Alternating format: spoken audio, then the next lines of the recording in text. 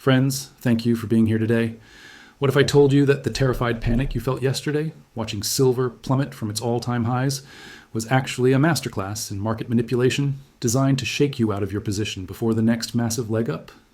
And could it be that while the retail public was frantically selling their holdings to stop the pain, the largest financial institutions in the world were quietly stepping in to buy every single ounce at a specific, mathematically predetermined price point? We gather here today not to mourn the volatility of the markets, but to understand it. For those of us who have weathered decades of market cycles, from the inflation of the 1970s to the dot-com bubble and the financial crisis of 2008, we know that emotion is the enemy of wealth. Yesterday felt like the end of the world for many silver investors. We watched, breath held, as silver plunged from a dizzying all-time high of 83.62 down into a terrifying freefall. In a matter of mere hours, billions of dollars in paper wealth evaporated.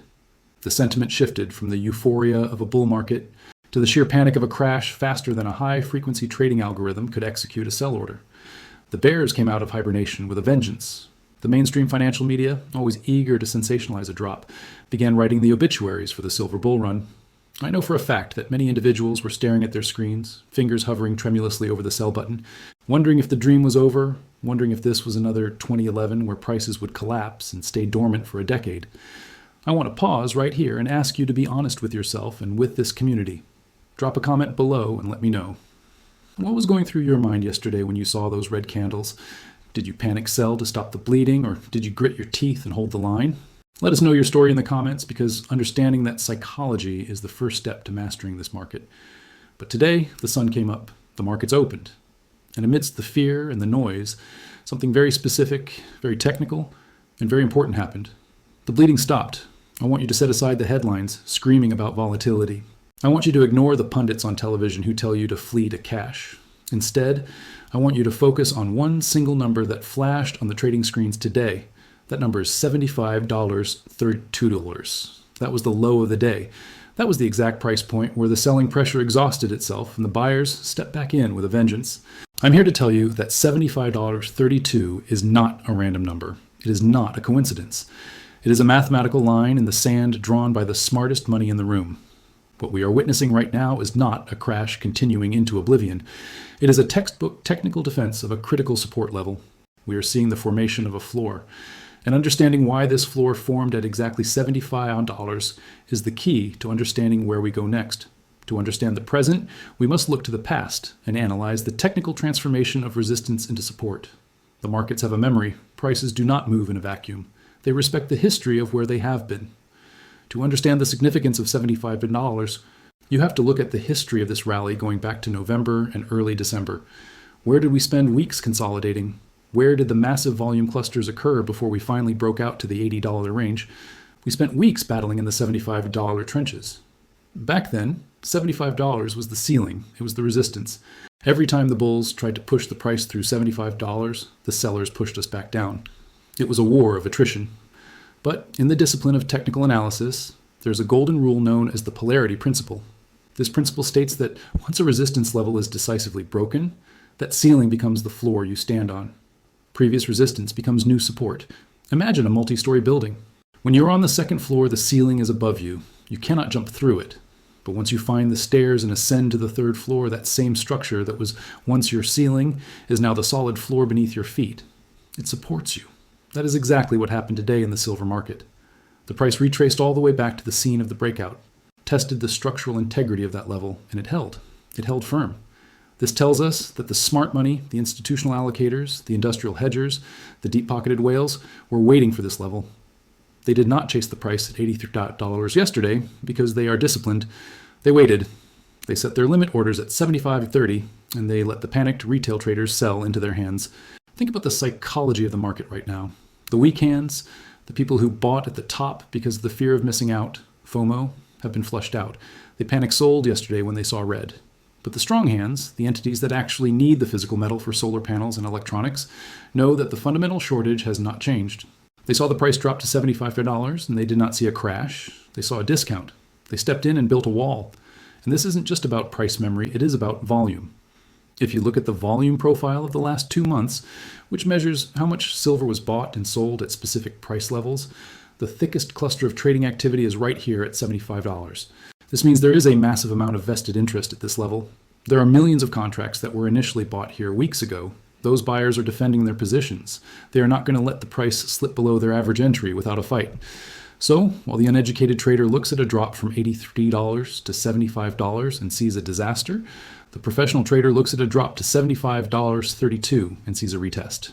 A retest is healthy. A retest confirms that the breakout was real.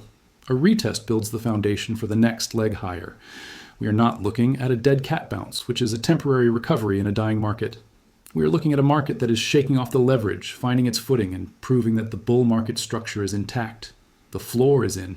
The panic is over. We have identified the floor, but we must now look deeper into the invisible machinery of algorithms and smart money. To understand why this specific number held with such ferocity, we have to look at the market through the eyes of the entities that actually control the price action. I am not talking about the retail traders checking their brokerage apps on their phones. I am not even talking about the passionate precious metals advocates on social media. I am talking about the algorithms. In the modern financial ecosystem, it is estimated that over 70% of all trades are executed by machines. High-frequency trading bots, black box hedge fund models, and institutional execution algorithms dominate the flow. These machines do not feel fear. They do not feel greed. They do not care about geopolitical headlines, wars, or what the Federal Reserve Chairman had for breakfast. They care about math. They care about specific, hard-coded data points that trigger billions of dollars in automatic buy orders. And today, at the lows of the session, silver hit a mathematical coordinate that is so perfect it is almost suspicious. Let us start by discussing the golden ratio and Fibonacci retracements. I know some of you may roll your eyes at technical analysis, perhaps viewing it as reading tea leaves.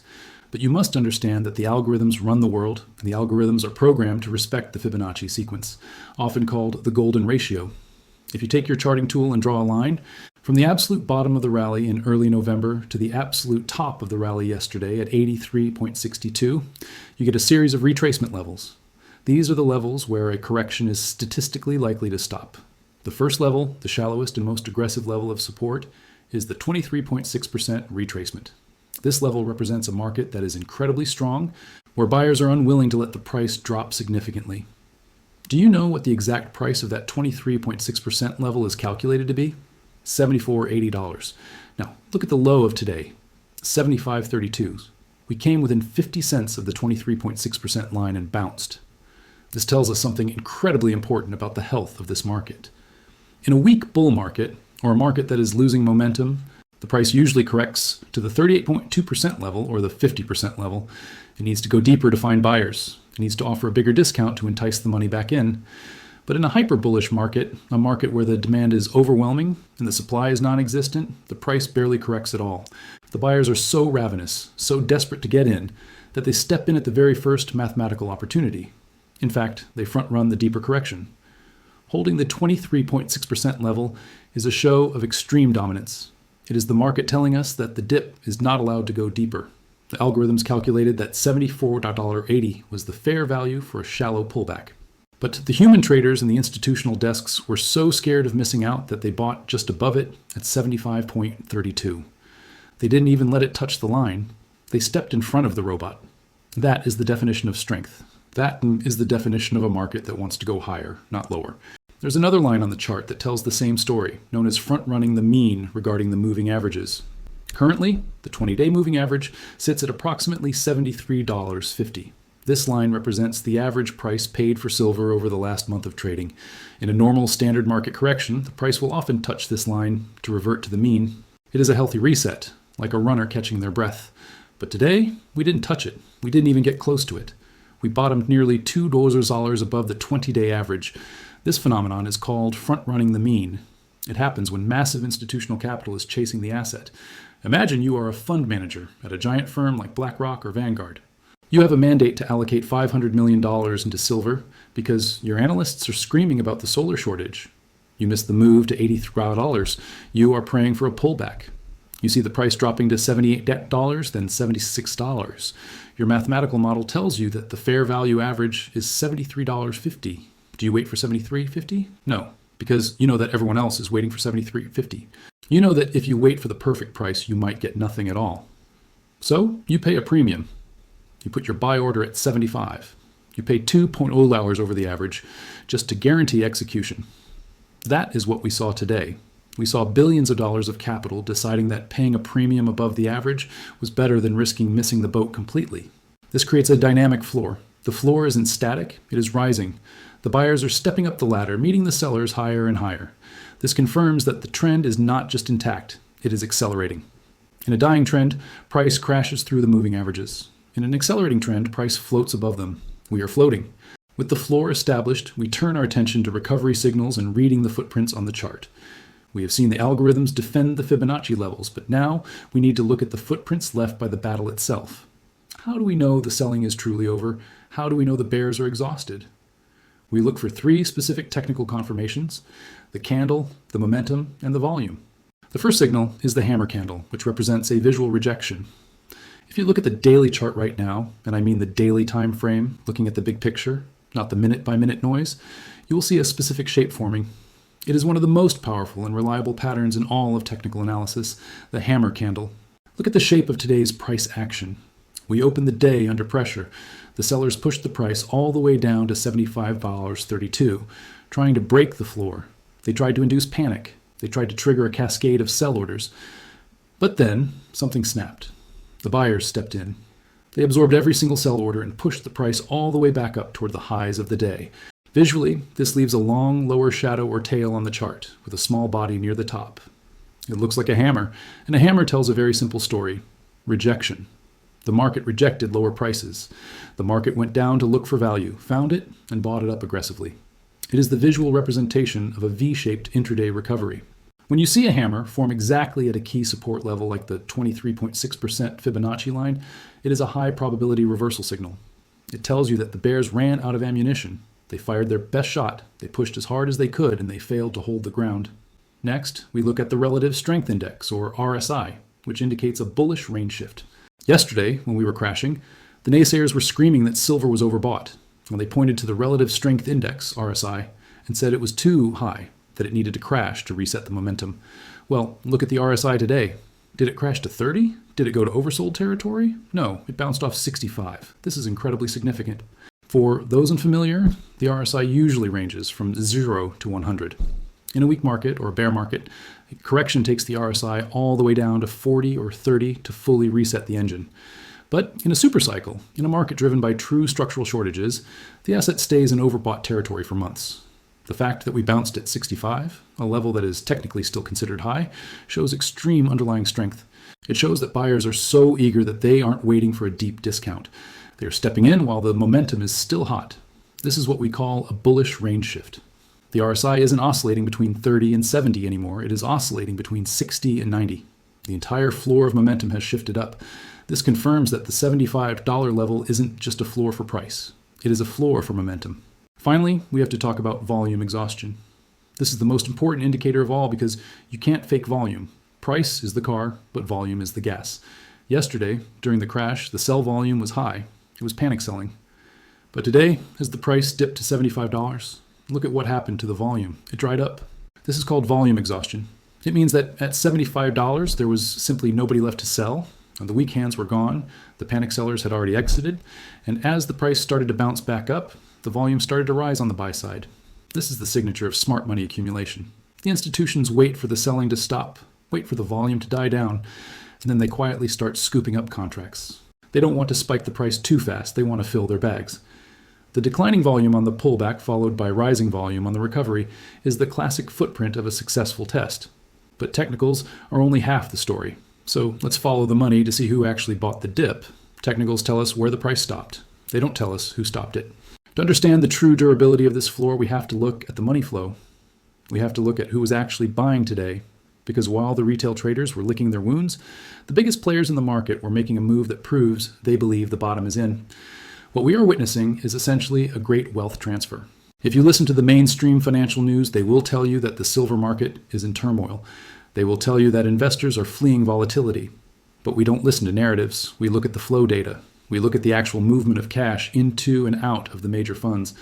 And the data from today paints a picture of massive institutional accumulation. Yesterday, we saw outflows. That was the retail panic. That was the weak hands puking their positions at the lows. But today, the tide turned completely. We are seeing net positive inflows into the major silver ETFs, exchange-traded funds. The big funds, the ones that move markets, didn't sell the breakdown. They used the breakdown as a liquidity event to fill their orders. When you see the price stabilizing at $75 while ETF holdings are rising, that is a divergence that screams accumulation. It means that for every retail trader who sold a share out of fear, a large institution bought that share out of conviction. The ownership of the silver market is transferring from the nervous to the confident, from the leveraged speculator to the long-term allocator. Beyond the paper market, we have the industrial put, which acts as the real floor. The real defense of the 75 level came from a much more powerful source, the physical market. We have reports from the commercial desks that industrial buyers, the companies that actually consume silver for solar panels, electronics, and batteries, have been sitting on massive buy orders right here in the $75 to $76 range. You have to understand their mindset. A supply chain manager at a major electronics firm like Samsung or a solar giant like Tesla doesn't care about the RSI. They don't care about the daily chart. They care about securing inventory for production. For the last 2 weeks, as the price ran up to $83, they were priced out. They stepped back, they let the speculators play. But the moment the price dropped back into their buy zone below $76, they pulled the trigger. This is what we call the industrial put. It acts like a floor under the market. Whenever the price drops to a level where it makes economic sense for the factories to restock, they step in and buy everything in sight. They are the ultimate value buyers. And today, they signaled clearly that $75 is the price they are willing to pay. This confirms that the demand isn't speculative, it is structural. Speculators run away when the price drops. Industrial users run towards the price when it drops. The fact that we bounced so cleanly off $75 tells us that the physical hunger for silver is still insatiable. We also need to watch the commercial hedgers. These are the bullion banks and the producers who usually bet against the price rising to hedge their inventory. Historically, they are the shorts. But look at the open interest data today. It is stabilizing. We aren't seeing a massive spike in new short positions to drive the price down further. Instead, we are seeing signs that the commercials are actually covering some of their shorts. They are using this dip to reduce their risk. Why would a bank cover its short position at $75 if they thought the price was going to $50? They wouldn't. They cover because they know the downside is limited. They cover because they respect the strength of the trend. When the smart money stops shorting and starts covering, it is often the precursor to the next massive leg higher. They are clearing the way for the bull run to resume. To have conviction, you must understand the 3 pillars of the $75 fortress. To truly trust this floor at $75, you need to have the conviction to hold through any remaining turbulence. We have to answer the question, why did the selling stop here? Why not $70? Why not $60? There are 3 distinct pillars supporting this $75 level, 3 distinct forces that have combined to turn this price point into concrete. The first pillar is the psychology of round numbers. Human beings are simple creatures. We like clean, divisible numbers. We don't think in terms of 74/37. We think in quarters, 25, 50, 75, 100. These are the quarter-century marks. They act as psychological magnets. For the last 2 months, $75 was the line in the sand. It was the resistance level that every trader on Wall Street was watching. It was the breakout level. When we finally smashed through it in early December, it was a moment of euphoria. It signaled that silver had graduated from the mid-range to the high range. Now that we have crashed back down, $75 has become the defense line. It represents the legitimacy of the bull market. If we hold $75, the narrative remains. Silver is a $75 asset that is heading to 100. If we break 75s, the narrative shifts to silver was a fake breakout and is heading back to $50. The entire psychological structure of the market depends on this number, and the traders know it. That is why the defense was so fierce today. It wasn't just about protecting a price, it was about protecting the story. The bulls knew that if they lost $75, they lost the credibility of the trend. So they drew a line, they put their backs against the $75 wall and said, no further. The second pillar supporting this floor is the priced-in China phenomenon. Everyone has been terrified of the January 1st export licenses regarding China's control over critical minerals. The bears have been using it as a weapon, spreading fear that maybe the ban won't happen or maybe the market will crash when liquidity dries up. But think about where we are. The news is out. The fear has been digested. The crash we saw yesterday, that was the market pricing in the worst-case scenario. That was the market bracing for impact. But here is the secret of financial markets. The crash usually happens before the event, not during it. By dropping to $75, the market has essentially discounted the risk. It has already taken the hit. So now, at $75, the China risk is no longer a headwind. it is a potential tailwind. Because the price has effectively said, okay, even if the export ban causes chaos, $75 is the fair value for that chaos. Any news that comes out now, any confirmation that the ban is strict, any report of shortages, is upside fuel. The downside has been exhausted. The bad news is in the price. The sellers who were scared of January 1st have already sold. Who is left? Only the people who believe that January 1st is the start of a squeeze. This transition from fear of the event to the pricing of the event is what creates a floor. You can't scare the market with the same story twice. The third pillar is the inelastic industrial necessity. This is perhaps the most tangible pillar, and you have to understand the terrifying reality of a just-in-time supply chain manager. These people do not speculate. They have a factory to run. If they run out of silver, the assembly line stops. If the assembly line stops, it costs the company millions of dollars an hour. For them, the price of silver is secondary to the availability of silver. Demand is inelastic. When silver crashed to $75 yesterday, they didn't panic. They celebrated. They saw a window, a brief fleeting window to restock their warehouses before the January 1st curtain falls. They know that getting metal out of China is about to become a bureaucratic nightmare. So, $75 became the panic buy level for industry. Not panic selling, but panic buying. This industrial bid is the hardest floor of all. Speculators can change their minds. Algorithms can be reprogrammed. But a factory cannot run without raw materials. That demand is not going away, and it is sitting right here at $75, absorbing every sell order the paper market throws at it. However, we must also be realistic about the risks and the road ahead. So we have the psychological fortress, we have the priced-in event, and we have the industrial safety net. These three forces create a formidable support structure. It explains why the crash stopped dead in its tracks. But, and this is a very big, but we are not out of the woods yet. I would be lying to you if I said the path to $90 is perfectly clear. It isn't. There are landmines ahead. The most immediate threat comes from the dollar and the Fed. The biggest landmine is sitting right in front of us, the Federal Reserve minutes and the strength of the US dollar. Silver is priced in dollars. The two have an inverse relationship. It is a seesaw. When the dollar goes up, commodities usually go down. Currently, the dollar index, DXY, is hovering near extremely dangerous levels, flirting with the 110 level. If the DXY breaks above 110, it acts like a wrecking ball for global markets. A super strong dollar sucks liquidity out of the system and puts immense pressure on gold and silver prices. Later today, the Federal Reserve will release minutes from their last meeting. If the algorithms read these minutes and decide the Fed is hawkish, meaning they are worried about inflation and want to keep rates high, the dollar could spike. If the dollar spikes, we could see a sudden violent test of our $75 floor. We might even see a fake-out spike down to $74 just to run the stops and shake out the last nervous investors. You have to be prepared for this. You have to understand that this potential volatility has nothing to do with silver's fundamentals and everything to do with currency manipulation. Now, let us map out the trajectory for the recovery, specifically targeting the road to $90.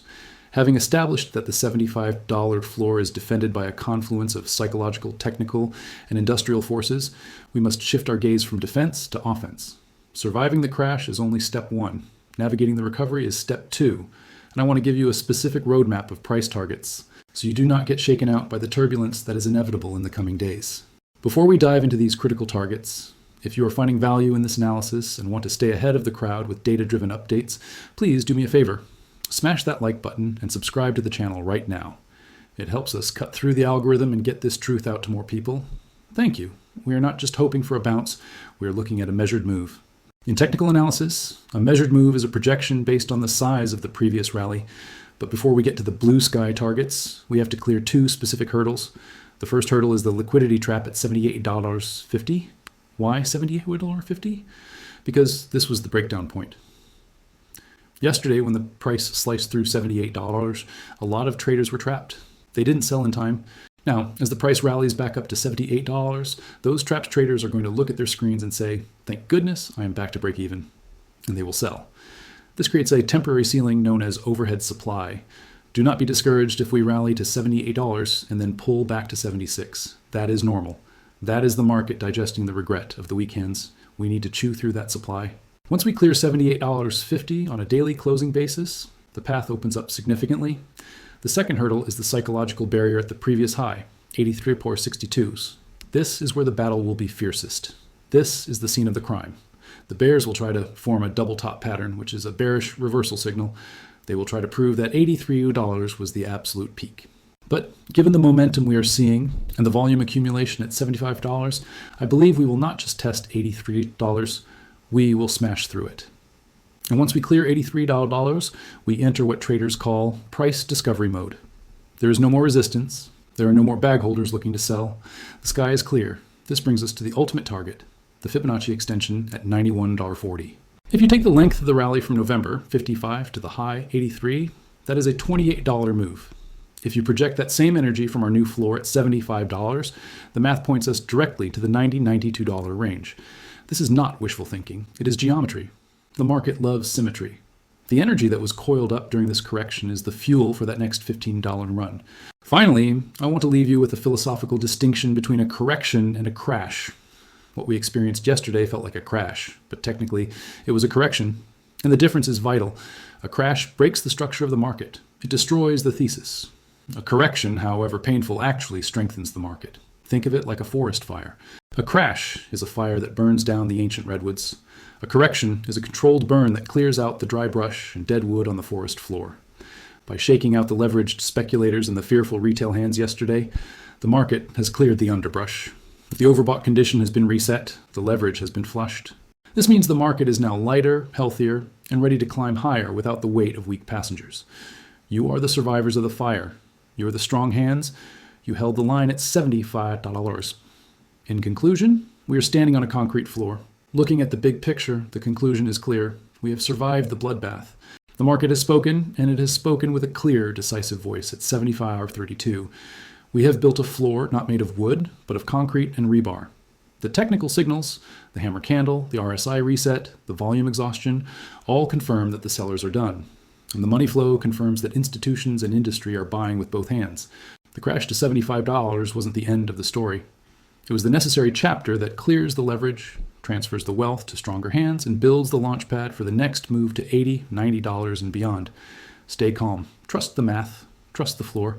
The recovery has begun. Thank you.